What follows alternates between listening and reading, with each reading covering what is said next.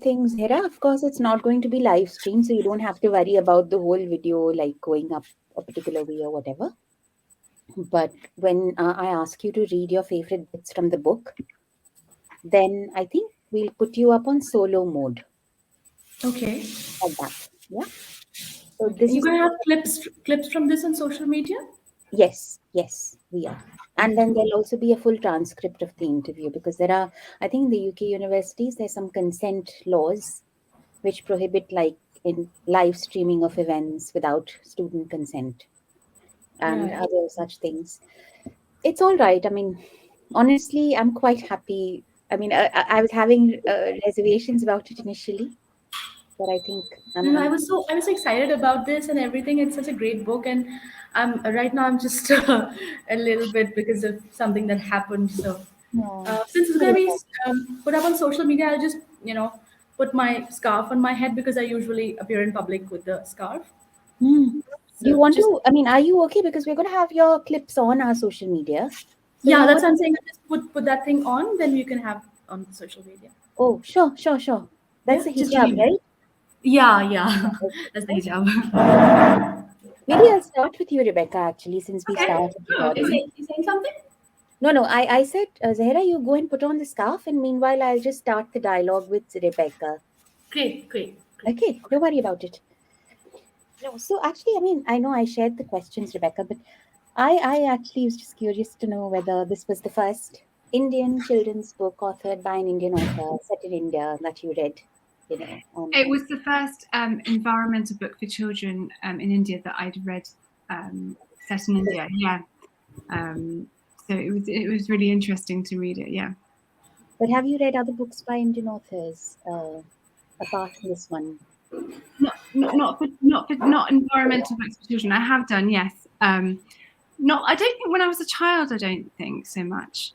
But yeah, and I was really interested to have this as my first kind of environmental read and for children specifically. I think that's what I found really interesting because the environmental setting was really different from UK forests and the UK environment. So it was really nice to immerse myself in that.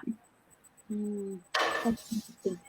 We'll just wait for Zahra. But you know, in the last dialogue that I had with Rebecca, Charlie, and Sarah, they read, of course, Jasbinder Bilen, although she was only just born in India and she was Yeah, raised. that's what I was thinking. And I think of Indian authors, of course, Rushdie. They read Rushdie. Sorry, I And didn't hear you. Rushdie. Yeah. Yeah, sorry about the. I think. I read Asher and the Spirit Bird. Yeah. Actually, it was really good to read that. Are there other Indian authors in the UK children's publishing industry that you've read? Sorry, say that again. Sorry. Are there other Indian authors that you've read? You know, who are probably UK based, but yeah, I mean, so there's Jasminder. I've gone completely blank now for names, as is always the case. Suddenly, I can't think of names off the top of my head now. It's like when someone says, "What's your favorite film?" and suddenly you can't remember any film at all. I had that the other day. don't worry about it. But yeah, I mean, that's true. So Zahra, Rebecca, and I were just talking about, whether this is the first sort of children's book set in India by an Indian author that Rebecca said, and she said this is very much the first sort of book like that. What about you? I know we do read a lot of UK authors in India, but was this your first sort of children's book by an author based in the UK that was an environmental theme? Yes. For an author based in the UK, I suppose this was my first book on the environment, a children's book on the environment. Okay. I mean, so you haven't, are there other sort of English authors you've read, sort of authors from the So UK? children's books, of course, we've all grown up reading Enid Blyton. And there's quite a bit of the environment in there as well because she's talking about parrots and butterflies and always describing different kinds of environments and all these adventure books. So that's the thing. But other than that, I can't remember reading any children's books about the environment from by writers based in the UK. I've read books by writers based in India, of course. So, what's interesting is that elephants are traditionally found in Asia and Africa. So they're sort of very geographically specific creatures in that sense, and they're also very huge and occupy a certain sort of land. And they're not there in the Western Hemisphere. You don't really see them geographically, but still, they're sort of like children's publishing. I think has a special place for elephants. I mean, there are so many elephant books. It's just incredible in children's publishing. And I'd like to pick your brains a little bit about if there were elephant books that you read as children, and what do you like about them, and why do you think these creatures make for such fascinating sort of subjects in children's publishing? Rebecca, I'd go with you. I think they're fascinating because, well, they're extraordinary animals, aren't they? Really, with their trunks and their, I think this enormous land animal, which we would never see in the world here, and their big ears. I think children's books, like all books, need really strong characters, and I mean, what a powerful character an elephant. And also, I think in terms of sort of as a metaphor for testing boundaries, I think they're a really interesting choice of character because they're so. I think of elephants as very friendly, but also as potentially very dangerous as well. So I think there's that nice combination of character traits in them. But do you remember any elephant character that you read? Well, I mean, there was always Elmer the Patchwork Elephant Yes. by David McKee. Which is sort of championing, I think, diversity and inclusivity and celebrating being different. And it's just always been there in my life. Those Elmer books, that series of books. Yes. The picture of the elephants. It's just everyone knows it. That's true. I know. I mean, I'm a Elmer fan as well. The whole that image, I know the one you're talking of, that elephant with all those colorful cloth patches. Yeah, the square, like a quilt. But Zahra, what about you? I mean, So I remember this book again. I think it was by an author from the UK. It was a book of bedtime stories, and there was a character. There was a little girl who, now I can't remember if there was an actual elephant that she had or that she imagined, but it was a pink elephant. So I distinctly remember what a lovely image it was, that she was either she had an imaginary friend which was a pink elephant, or there was this pink elephant was really prominent in that story. So I remember that. But growing up in India, elephants are very much a part of the folklore and the stories that we hear from our grandmothers and our mothers, and our family used to take trips in national parks and wildlife sanctuaries, and also by the time I was 6, I had already had elephant rides and all of that, and my parents had stories of their journeys in national parks, and of how they took these elephant rides and what happens. And also those stories are far more imprinted on my mind because they're like real life stories, and how they went an elephant back and they saw a tiger in the wild. So more than the book stories, they're like elephants are like a real part of my childhood. wow, Yeah. that's So amazing, isn't it? That's such an interesting insight because I've always wondered about this thing with elephants. In fact, we yeah. did a dialogue in JLF I think a couple of years back. I think it was in 2021. We've done a dialogue on writings on elephants for young readers, where I think there's this one publisher whose entire list is dominated by books on elephants.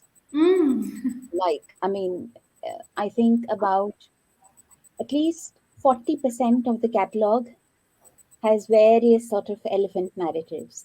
But it's also true that I think in a culture where elephants are like in India, in places you can see elephants on the road. I mean, I I think know, right? I've shaken hands, or basically shaken trunks, handed trunks with an elephant in Jaipur. We had an elephant ride at the Amer Fort, And so the Mahout asked me to, so you can shake hands, you can extend your hand, and the elephant actually shook it with its trunk. So elephants have been like a real part of my life in my childhood. And I I think think I had that's the opposite. yes. So I had the opposite experience because they just weren't anywhere near here. I mean, being in zoos, Yeah. I don't remember seeing one in a zoo. They were so fascinating. I just wanted to see one, and so the books were, or the television were the only places we could see them. So Right. they were sort of incredible to me.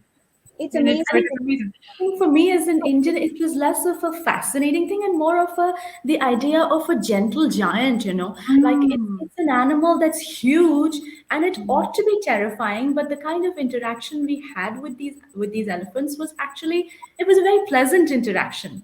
So while we knew that wild elephants were to be feared, but the kind of elephants we had in our everyday lives, or the ones that we saw and interacted with, they were like these gentle giants. It's like a child's dream come true, to have this Yeah. elephant like a friend. So I sort of saw elephants as friends, animal friends, like one would think of a dog or a cat, although those are very tame animals. But yeah, the kind of interaction I had with elephants, it was like having this giant, powerful, but very gentle friend. Oh, that's wonderful. The gentle giant, such a good description, I think, of how Yeah.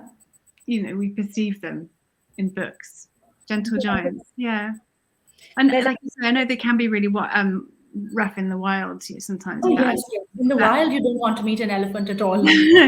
but in my mind, I think of them as gentle. Yeah, that's actually that's so true because there's this book that we published last year called it's called Uncle Nehru, Please Send Me an Elephant, which was it was written so it's a true life story of how India became independent. The prime minister started because he was really fond of children. In fact, we celebrate Children's Day on his birthday in India, Rebecca. Ah, okay. Nehru, Jawaharlal Nehru, the first Prime Minister of India, independent India. And so there's this, in this book, it's about letters that he's getting from children around the world who are asking him, please send us an elephant. We've read about elephants and we want to see one and please send us. So he started what he liked to imagine. And this is, of course, preceding the era of, knowledge about animal rights and things like that. But he started what is called elephant diplomacy. So he started sending these Indian elephants to different parts of the world. And what was so delightful was, so obviously there's this one kid from Canada who had written to Nehru asking him to send his, an elephant for the zoo in Canada. And of course there were others sent to Japan and other parts. And after the book was published, we had a letter from that kid who's very much grown up now, saying that I was the one who sent that letter. And he responded saying he's going to send an elephant back to me in Canada. So Lovely. yes, that's such a Oh, wow. it's a anecdote that I love sharing because there's something so warm and gentle and tingly about it. Yeah, that's wonderful. But I think something that is common between both the girl who stole an elephant and that Summer in Kalagar is that the authors have these very decidedly feisty young girls as protagonists, and have tied their stories with elephants. Probably, I mean, and it's not. What's interesting is in both the books, it's in India. It's not as if the girls were sort of raised with these elephants. It's that the elephants became part of their journeys. So I think what I would like to ask you next is how convincing did you think was that sort of structuring of that plot and story around this? I'm going to start with Zahra. I found it really engrossing, the way that the book has been written. It's very fast paced, very action packed, and there's, something happening, every second.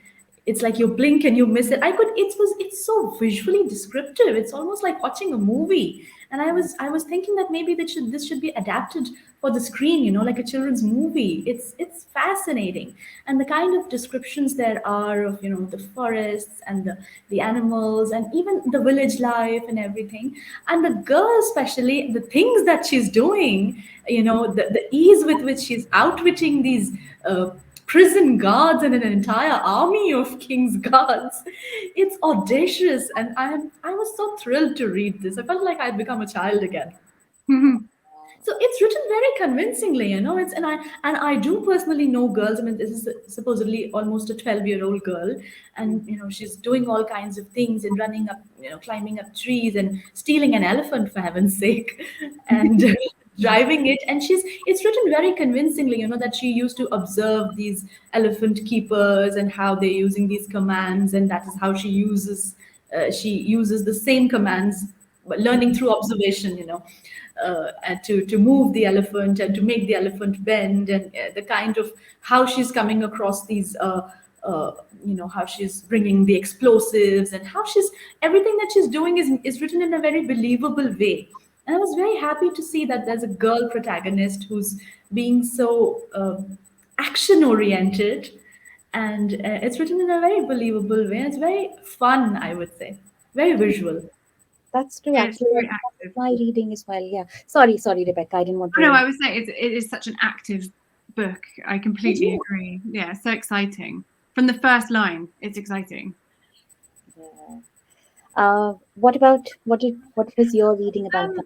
I found it really convincing as a Bond because I just felt really invested in the character. I really liked her, and I think instantly there's this connection between her and elephants, the way she moves, and the sound she makes. And she's compared to an elephant, and I think so. You kind of start intertwining her in your mind with the world of the elephants. Even the fact that she's wearing a grey top. There were all these hints that she's like an elephant. And so I think, yeah, so one, I think that link is sort of woven in, and two, because she's quite a strong character as well, I feel invested in her character, and then you care about the character, and when you care about the character, you don't question whether something's convincing. You're there, you're interested. That's true. There is. I mean, I think yes. I mean, it's interesting that they've chosen to have young girls becoming protagonists, dealing with these gentle, sometimes not so gentle giants. Because I know in that Summer in Kalagar, there's this scene where she's inside the park, and these Yes. elephants are being really violent, and Yeah. you know the others are scared, but she isn't. Yeah, it's really a really powerful moment. It's quite striking because she's this small girl, but she's got this power. Yeah. Yes. And of course, that's when you don't even, one of those moments where you don't think about whether you're convinced or not. You're there. You just want to know how. Why has she got this connection? How has she got that power? And then you're I immersed. really agree with Rebecca on what you're saying, that you don't really care about how convincing, because you're so wrapped up in the story. And I mean, it's an adventure story after all. So we hear Yeah. all of these adventure stories about kids doing these things that, I mean, that seem to be fantastical, but you don't doubt them because you're drawn into the story so much. Exactly. And for me, the prison break scene was like the best part of the book. I mean, not that I can point out one best part because it's such an engrossing book, but because it sort of inverts the idea, or totally subverts the idea of who's doing the saving and who's being saved. There's a young girl who's breaking an older boy out of prison. He's the one who's in prison and she's saving him. So it's almost like a reversal of roles from what we usually see. It's always the girls being saved and the guys doing the saving. So I thought that it did that really well. Yeah. She's such a strong character. Very much so. That's true. So I think on that note, I'm now going to ask you to read your favorite bits and maybe just tell us a little bit about why those bits are the ones that you've chosen to read. Um, I think for social media, we're probably looking at a clip that's about 2 minutes, but don't stress. I mean, we can always, the magic of video editing, we can work with that. But who would you have any preference, or Rebecca, do you want to go first? I mean, I've chosen the bit I've chosen is the bit where she actually meets the elephant we were just talking about, and it's only possibly about a minute long. I hope that's okay. That's all right. So I think in the clip, you can sort of just say that this is a bit I've chosen where she's just met the elephant, or you can read it and just give a little bit of an explanation on why this bit appealed or stayed with you. So, Okay. Ganesh, can we have Rebecca go solo on the screen? And Rebecca will remain solo till I sort of key in. So she'll be reading a bit. Sorry, I'm just talking in the air, but she'll be reading a bit and explaining what it is about, and then we can bring her back in gallery mode. Okay, Rebecca. Okay. So yeah, in That Summer at Caligar by Ranjit Lal, published by Tulika. It's on page 35 actually of my 2018 edition, but I have a bit that really struck me, which is when the main character meets an elephant, and she has this real power, and she's this young girl of nearly 12, and these guards are scared of the elephant, and her cousins are scared of the elephant, but she's got this power. So I read that. She put Avik down, but held him close, his face buried in her lap. She stared, unmoving as a boulder, as the huge bull elephant rounded the bend in a welter of spray, his enormous ears flapping dangerously. His trunk was already rolled up safely, and his tusks thrust outwards aggressively. His ebony body shone. Round that bend he rumbled like a runaway locomotive, and then spotted the schoolgirl standing stolidly in the middle of his path, glaring back at him. For a second, it looked as though he would be right onto her, but then, inexplicably, he skidded to a halt and surveyed the scene with cold, angry eyes. He tested the air with his trunk, apparently confused. Then he emitted another shrill trumpet and stomped one great front foot into the water, frustrated, but made no move. All right. Do you want to, Rebecca? Do you want to also sort of like explain why you really like this bit? 1 second, we'll just take you back on solo mode for that. Yeah. What I loved about this section was how impressive and powerful the elephant is. And then you get this schoolgirl able to stand there and face it. I think it's a really striking contrast between characters, and it's a really important part in the book because it's when they first meet, and we've had this idea all along that she has connection and a connection with elephants. And I thought it was a really special moment that we actually get her to see her meeting it, and showing such strength of character as well. Yes, that's true.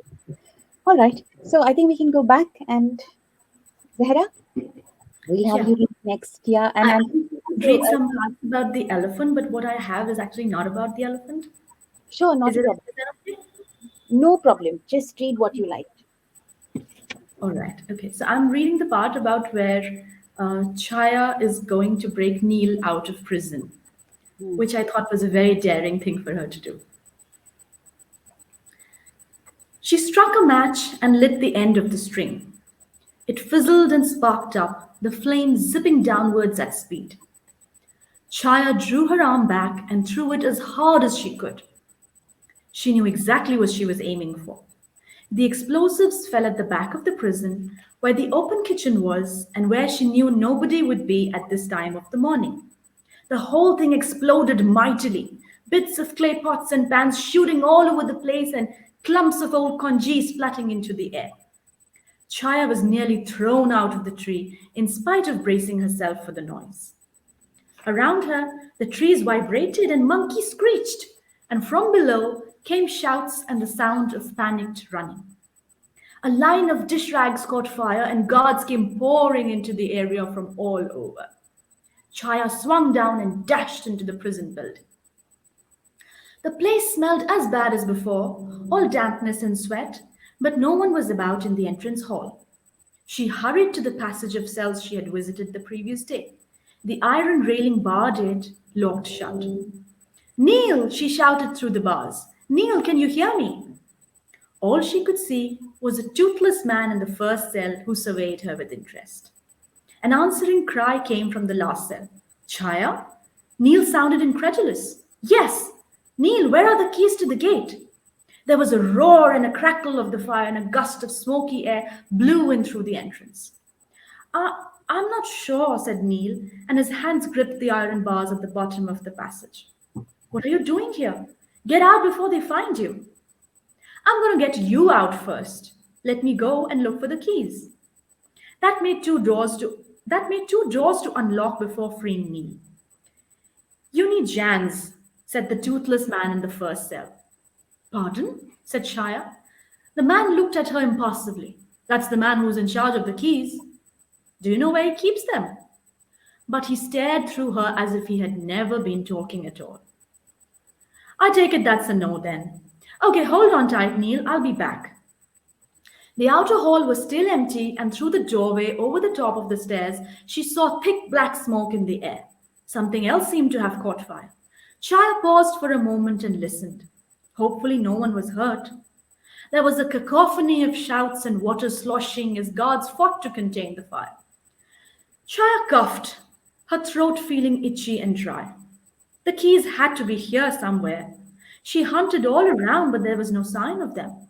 She bent over the ledge under which the prison logs were kept and swept her hand around the recess to check if they were there. Heavy footsteps sounded on the stairs. Chaya sprang up on the ledge and hoisted herself onto a torch bracket on the wall. A very large man with an open mouth and chipped teeth tramped into the entrance hall, a chinking noise coming from him every time he moved.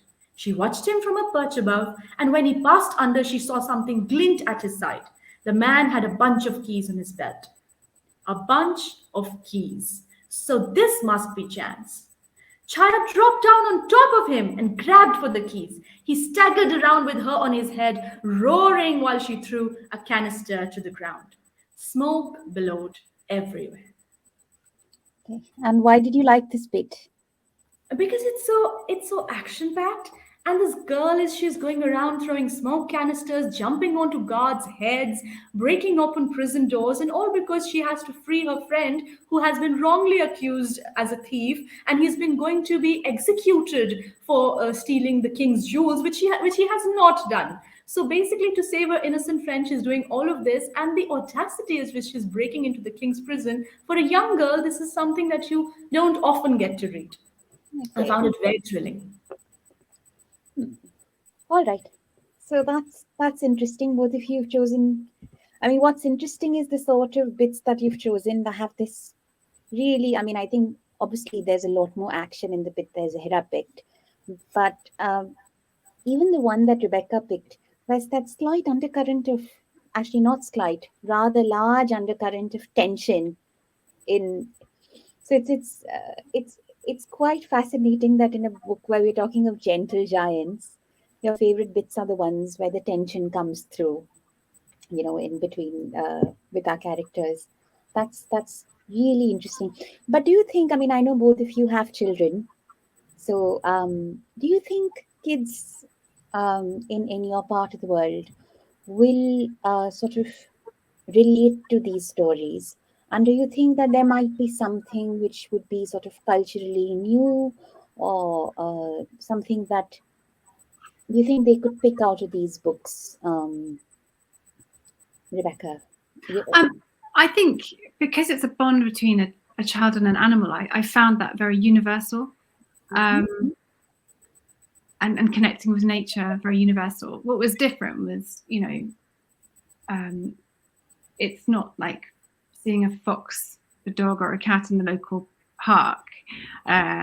Is this wonderful habitat for animals, the threat of possibly tigers being there. That's really interesting.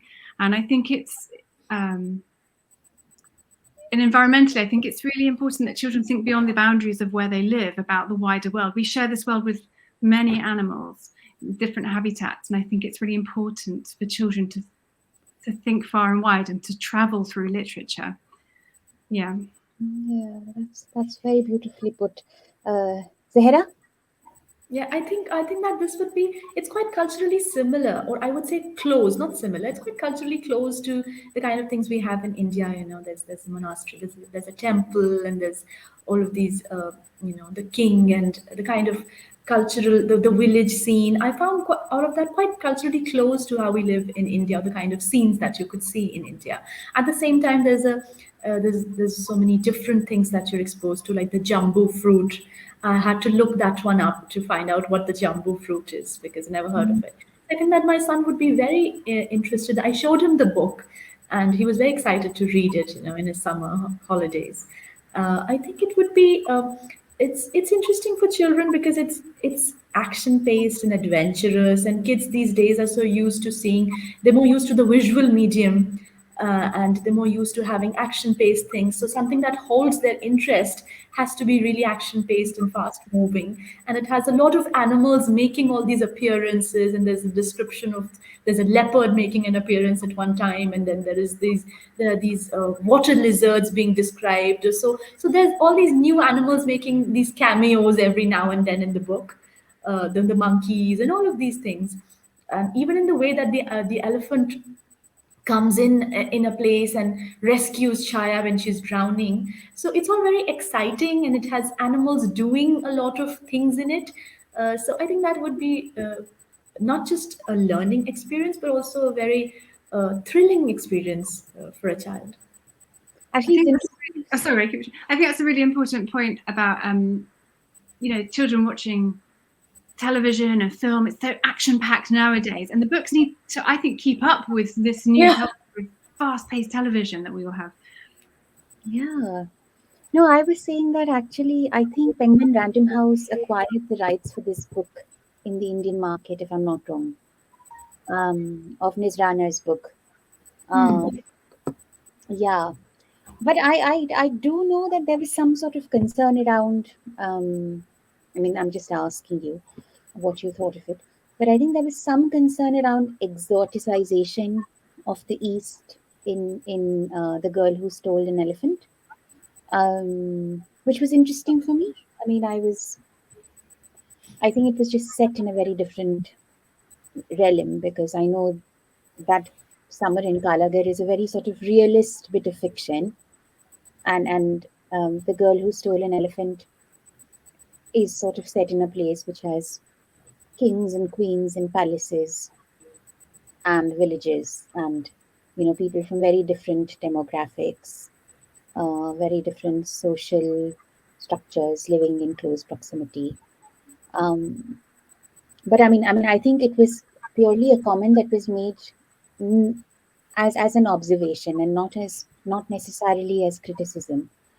But I would actually be very interested in knowing if if either of you had any thoughts on that, on these sort of sometimes these claims that are made about exoticizing the East.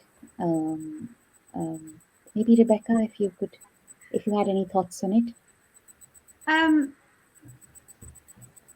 I think it's really important to be aware of these things, and for writers to think about these things. So when delving into a creative world, just to think about how it could be perceived and how different people may react to it. I think it's it's complicated, isn't it? Yes, it is. What about you, Zahra? I know, Rebecca's obviously based here and you're based in India, but I was just wondering because this criticism actually, not criticism, I think I would refrain myself from calling it a criticism. It was honestly just a conversation we were having because I handle rights. And so I know the person who bought the rights for the book. And so she was making this observation saying that even though I think there was bits that came in for the book and they bought it, there was this feeling in editorial that maybe it was exoticizing. It was a very sort of exotic uh, description of the East. I honestly did not feel that at all, but I can understand why someone living in the West might feel like that because it is a completely different world from what the Western geographically or even culturally seems to be. but I found it more like a historical children's fiction. Like, this might not be the life that we are seeing right now, but so much of it is resonant with the kind of life that we had not so very long ago.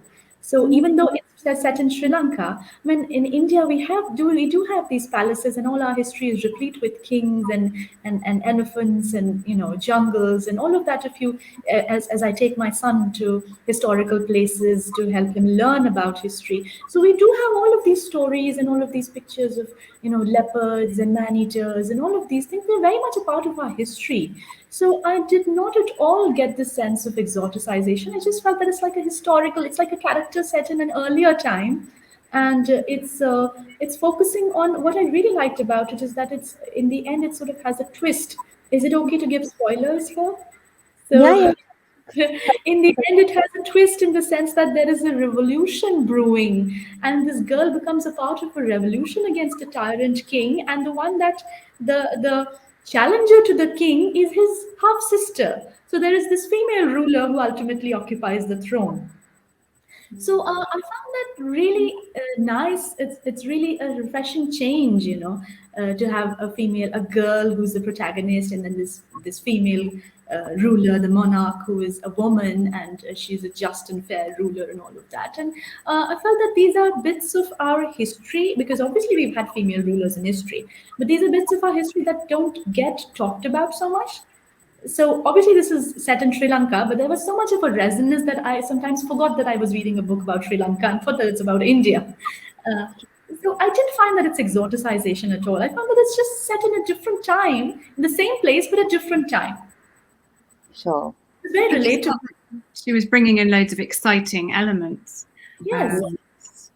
I think it's just, I think, it's without spending too much time on this though, I think this whole discussion is because increasingly, especially within subsidiary rights in India, what is happening is that because there's a lot more of Western literature that ends up coming into our market, and it's only now that there's a lot of sort of native literature that is being produced over the last, I think, last 10 years, over the last 10 years, there's been an explosion in Indian children's publishing in terms of the number of publishing houses and the number of books that are coming out every year for children. But I remember when I was growing up, there was hardly any. There were very, very few sort of Indian written, Indian authored, Indian published children's books in India. We had a lot of Soviet children's books. Yes, a lot of them. A lot of them. I read so much Russian literature. So, because there's been such a legacy of Western children's literature coming in, there is this sort of concern in some quarters about bringing in books that, and with all due respect, have a certain gaze, a certain sort of Eurocentric gaze on the global South. So, the land of elephant and elephants and snake charmers and sort of gypsies and so it's I think it's a conversation, and it's interesting how sometimes books come into that conversation and how they are viewed very differently. Like, I think it's a book that's done well for sure, but it's a book that's also raised a lot of conversation around how does one view literature that is coming in and that is set in this part of the world, and what is it that it's trying to get at, what is the impression, what is the visual that it leaves you with. So yeah, that's just me. I'm sorry, I don't mean to bore either. It's very interesting that to have all these different perspectives about a book. I think that there is space for both. We can have more realistic children's literature as well, as I'm assuming that the book Rebecca read was more realistic, because I haven't read it, but you mentioned that. So, but there's also space for fantasy in children's literature. And I mean, where else if not children's literature? Because the imagination is such an important thing for a child. And I mean, we are the land of elephants. I don't know why we need to disown that. I mean, let's own it. We are a country wherein I, as a child, have shaken hands with an elephant's trunk. How many children would get to do that? So Yeah. we are the land of where people have had, I've seen snakes dancing, and I've sort of, I mean, it's true. So I have a different perspective to this. I feel like rather than thinking about it as exoticization, well, that is a part of our history, and there are multiple spatial and temporal realities to it, isn't it? So on the one hand we have all these skyscrapers and the very cosmopolitan capital city, and on the other hand we have villages where you still can sort of have monkeys in your courtyard. And this is I'll just narrate an incident which happened just around what, a decade or so ago, in one of my aunt's homes. She was drying her hair in the sun in the courtyard, and a monkey just dropped in and started searching her head for lice, and she was terrified. But this is the reality. I mean, so what? This is the beauty of our life, Actually, Zehra, you don't have to sort of. It has happened to me. It's happened to my mum in Delhi. So we live right? in a colony where there's lots of monkeys, actually, Rebecca. So there's this once when my mother was returning and she had a bunch of bananas and milk with her. And this monkey is a small, tiny monkey, and she's telling me this. It just comes and very gently takes the packet from her hand and goes off. And she's like really scared because there have been monkey attacks that on people. But there's been cases of monkeys who've stolen milk packets in our colony, and monkeys who've gotten into like matches with the stray dogs.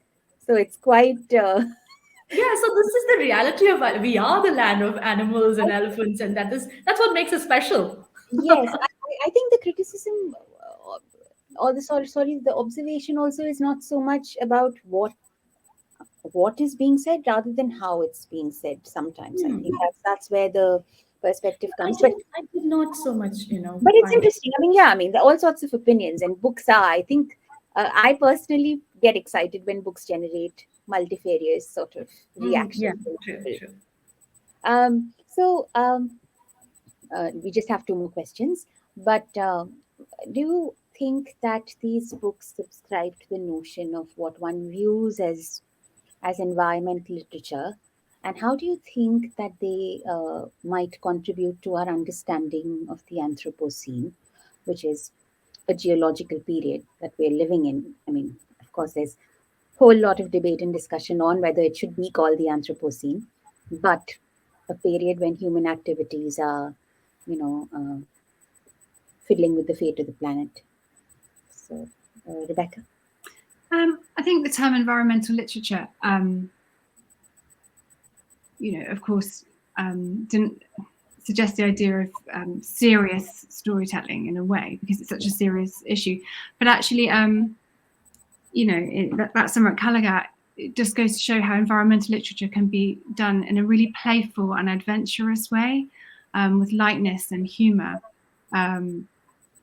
So in that way, I think it's one of those books that does environmental literature in a really exciting way. It reminds us that, just because it's a serious topic doesn't mean you have to relate it in a serious way all the time. And it does deal with the seriousness of environmental issues as well.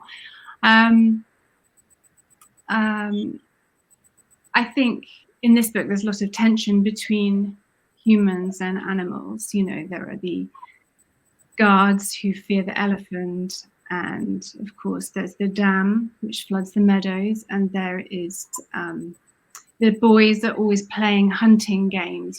Their games are centered around hunting.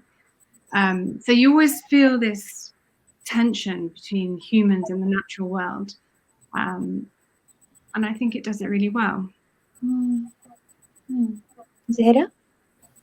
So it's interesting that Rebecca talked about the tension between humans and the natural, or the I wouldn't say the natural world, because aren't we also like a part of the natural world? But the perhaps humans and animals, isn't it? So yeah, I think it was surprising for me to have this book classified as environment literature, because I wouldn't have thought of it in the first place as environment literature. You have this certain idea of environment literature being something that is, for the lack of a better word, more activist in nature. talking about how something like, for example, the Great Derangement, or something that talks about how humans are impacting. I mean, that's, of course, it's not children's literature, but I'm just giving an example. Something that would show how the climate is getting impacted, or climate change, or things like that. But to classify this book as environmental literature suddenly makes environmental literature, it expands the definition of environmental literature. Now it makes it that much more interesting, particularly for children, rather than just a sort of pardon my choice of words, but rather than just a doomsday prophecy, it makes it something different for children. And I would like children to grow up with hope, because I mean, who else would have hope if not kids, if not the younger generation? So what I really like about this book is the everydayness with which it deals with the jungles and the creatures in the jungle. And there is the difference between Chaya, who's been, clambering around and doing all kinds of activities, and she belongs to a not so very privileged section of society. And then there's a friend Noor, and it's also interesting that Noor is from a Muslim. She's a Muslim character, and her family's migrated from a place which is supposedly a desert. So she's new to these surroundings, and also because she comes from a very privileged background. So she's absolutely, I mean, she's for supplies for going into the jungle, she's brought bed sheets and candy. So it's kind of like a tongue in cheek comment at how people who are living in, I would say, certain kinds of privilege have become detached from the environment and have begun to fear it, as compared to people who are living in lesser privileged surroundings, and they have to, the everydayness of the environment in their lives, it's all pervasive, and they do not treat it as something to be feared. They have learned to coexist. They know how to live with it. So Chaya and her friend Neil are not scared even when a leopard appears in front of them. I mean, they're scared, but they know how to deal with it. They know how to sort of behave if a leopard appears. You have to be very still and don't make any instant action or something. And they're very they're absolutely behaving in a normal way when they have leeches stuck to their body. And this girl from a very privileged family, she's screaming, she's terrified. And I'm like, honestly, I would be terrified as well. But these kids, they're for them, it's normal. So they're like, okay, just let them suck the blood, because we have no salt to sprinkle on them. Just let them suck the blood. When they'll be full, they'll just fall off. And I was astounded at this description. This sort of, mundane way of, or I don't know, everyday way of looking at even something like a leech that is stuck to your skin and sucking your blood. And they're like, yeah, this is normal, they just fall off. It's not such a big deal. So it's kind of like a lesson in how you can coexist with animals or other creatures rather than humans. And it's only people who've been so accustomed to living in privileged and protected environments who look at other creatures with fear and things that they cannot deal with. So in that sense, it's quite a lesson in environment, how to coexist with the rest of the environment. That's a very interesting observation. I hadn't really thought of it as much. But yeah, I mean, actually, it's interesting how limited we are when we describe environmental literature as something which is decidedly academic. And, if it's children, then it's nonfiction. We don't get into stories. But yeah, when someone's going to be describing this is this and this is that and this is where it's found, but this book is doing it so fabulously without being, I don't know, without being didactic about it in a way. Sort of, it's the way that you teach. It's sort of like the best way to teach children. They learn without realizing that they're learning, and that's when they have fun learning. Exactly. That's true. So on that note, we've come to the last question, so that both of you can, I won't take too much of your time. I fear that I've taken up a lot of your time. But book recommendations, it can be across age groups, maybe something for kids, something for adults, but not more than 5. Sorry, not more than 5. If you could sort of Do you want me to go? yeah, Zahra, maybe you can go. Okay. And then Rebecca, I'll come to you. Yeah, so my recommendations are from authors from India. Is that all right? Yes, yes, absolutely. Yeah. Okay. So there's Tigers, Tall Tales, Tigers for Dinner. It's a book by Ruskin Bond, and it's like stories from Jim Corbett's Khansama, who's the cook. Mm. So it was a very interesting and exciting book. It's about living in the jungle and how tigers give you a visit there. And then there's a Jungle Radio. It's an illustrated book. It's about the sounds of birds in India. It's by Devangana Dash. That's one. And there's another book called Cricket for the Crocodile. That's also by Robin Bond. It's about a crocodile which is which lives by the riverbank, and that's where some kids play cricket every day, and how their ball gets stuck on the crocodile's body. So the crocodile unwittingly becomes a part of the game, and what happens after that. See, these are very interesting books about coexisting and being aware of the kind of animals that surround us and how we live with them. And it's not always that they're going to be attacking you all the time, but you can just learn how to live with them. Interesting. Oh, Thank they you. sound wonderful. Rebecca? Yeah, so I was thinking two great books of environmental literature for children, middle grade reads, are Melt by Ellie Fountain and The Last Bear by Hannah Gold. Yeah, Melt by Ellie Fountain and The Last Bear by Hannah Gold, both of which deal with the issue of kind of Arctic ice melting. So they're not actually set in the UK. But yeah, they're both. The Last Bear is absolutely beautifully done, as is Melt, and Melt is a dual narrative, which is really interesting. Then there's Susanna Bailey's Otter's Moon, which is about a boy's friendship with an otter, and it deals with plastic pollution in the sea as well, and that's a really tender story.